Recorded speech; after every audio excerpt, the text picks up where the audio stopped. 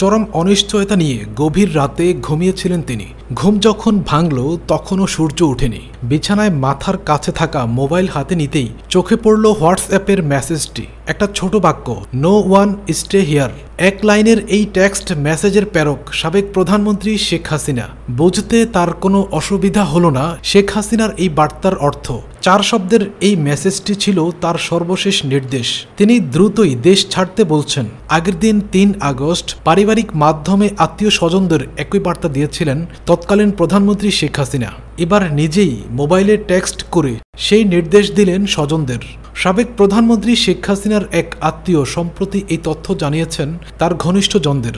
তাদের একজন বলেন, দেশ ত্যাগ করতে না পারলে এখন তাকে জেলে থাকতে হতো। তিনি জানান, বিদেশে থাকা এই ব্যক্তি ছিলেন ক্ষমতাচ্যুত সরকারের গুরুত্বপূর্ণ দায়িত্বে ও সাবেক এমপি। শেখ হাসিনার দাদা শেখ লুৎফুর রহমানের পক্ষের আত্মীয় তিনি। মোবাইলে নির্দেশ পাওয়ার দিনই গত বছরের 4 আগস্ট কারফিউ এর মধ্যে তিনি পরিবারের সদস্যদের নিয়ে দেশ ত্যাগ করে অস্ট্রেলিয়ায় চলে যান। এই আত্মীয় তাকে আরও জানান, শুধু বঙ্গবন্ধু পরিবারের সদস্য এবং নিকটাত্মীয়দের এই বার্তা দিয়েছিলেন শেখ হাসিনা। তৎকালীন শাসক দল আওয়ামী লীগের কোনো নেতা কিংবা তার সরকারের অন্য কাউকে দেশ ছাড়তে বলেননি তিনি। স্বজনদের অধিকাংশের বিদেশে নিরাপদ অবস্থানের বিষয়টি নিশ্চিত হয়ে 5 আগস্ট দুপুরে শেখ হাসিনার ছোট বোন শেখ রেহানাকে সঙ্গে নিয়ে দেশ ত্যাগ করে ভারতে চলে যান। সাবেক প্রধানমন্ত্রী শেখ হাসিনা সেই থেকে দেশটির রাজধানী নয়াদিল্লিতে অবস্থান করছেন। পরে শেখ রেহানা লন্ডন চলে যান। রেহানার ছেলেমেয়েরা আগে থেকেই সেখানে রয়েছেন।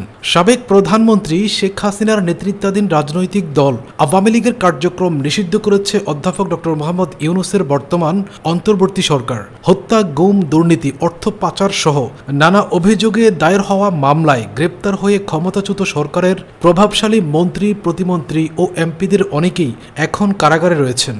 গ্রেপ্তার হয়েছেন আওয়ামী লীগের শীর্ষ পর্যায়ের একাধিক নেতা, যাদের মধ্যে কয়েকজন সিনিয়র রাজনৈতিক রয়েছেন। তবে সাবেক প্রধানমন্ত্রী শেখ হাসিনার স্বজন বা আত্মীয়দের মধ্যে প্রায় সবাই দেশ ত্যাগ করে নিরাপদে বিভিন্ন দেশে চলে যেতে পেরেছেন।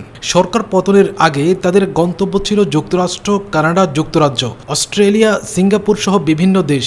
অবশ্য স্বজনদের একটি বড় অংশ প্রতিবেশী দেশ ভারতে রয়েছেন বলে জানা গেছে।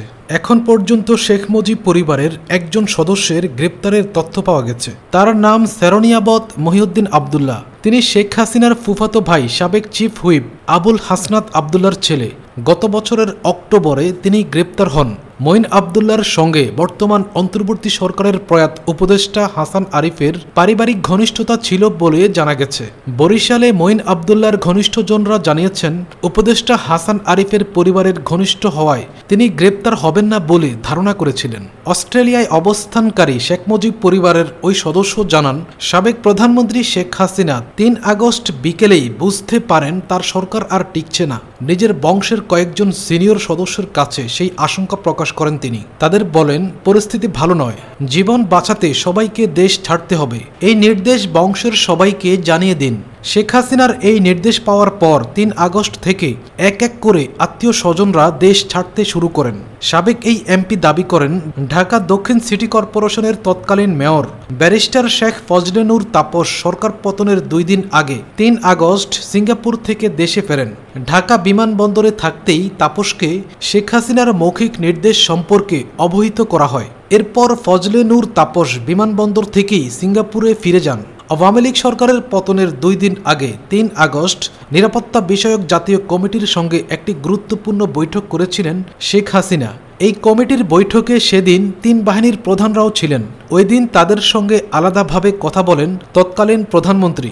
সেখানেই সশস্ত্র বাহিনীর পক্ষ থেকে শেখ হাসিনাকে ছাত্র জনতার আন্দোলনকে কেন্দ্র করে উদ্ভূত দেশের সর্বশেষ পরিস্থিতি সম্পর্কে অবহিত করা হয়। সেই সঙ্গে পরোক্ষভাবে তাকে পদত্যাগের অনুরোধ করে বলা হয়, সেনা সদস্যরা জনগণের বিরুদ্ধে গিয়ে কাজ করতে পারবে না। এদিকে পুলিশের উপর ভরসা থাকলেও শেখ হাসিনা নিশ্চিত হন, ছাত্রদের আন্দোলন দমন করা এখন সম্ভব নয়। তার নেতৃত্বাধীন সরকার আর টিকতে পারছে না। এরপর নিজের বংশের লোকজন এবং নিকট আত্মীয়দের দেশ ছাড়তে মোবাইলে মেসেজ পাঠান তিনি। দেশ ছাড়ার পর সাবেক প্রধানমন্ত্রী শেখ হাসিনার সঙ্গে কথা বলে তখনকার পরিস্থিতি সম্পর্কে আরও বিস্তারিত জানেন বলে স্বীকার করেন অস্ট্রেলিয়ায় অবস্থানকারী তার নিকট আত্মীয় আওয়ামী লীগের সাবেক এই এমপি। তার মতে শেখ হাসিনা 75-এর 15 আগস্ট এবং তখনকার পরবর্তী পরিস্থিতির পুনরাবৃত্তির আশঙ্কা করেছিলেন। এ কারণে জীবন বাঁচাতে আত্মীয় স্বজনদের ওই মেসেজ পাঠিয়ে দ্রুত দেশ ছাড়তে বলেন তিনি।